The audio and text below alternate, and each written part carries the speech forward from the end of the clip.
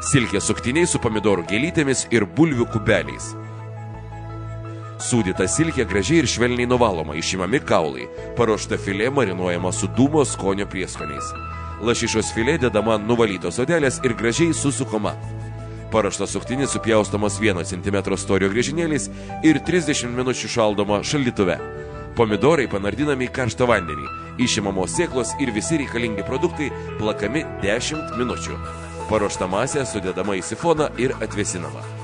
Bulvės supjaustomos kubeliais ir verdamos žemoje 80 laipsnių temperatūroje. 10 minučių.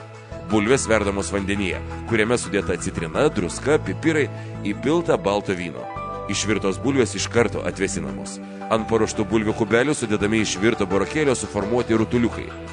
Visi garstyčių padažui reikalingi produktai sumaišomi ir plakami 5 minutes.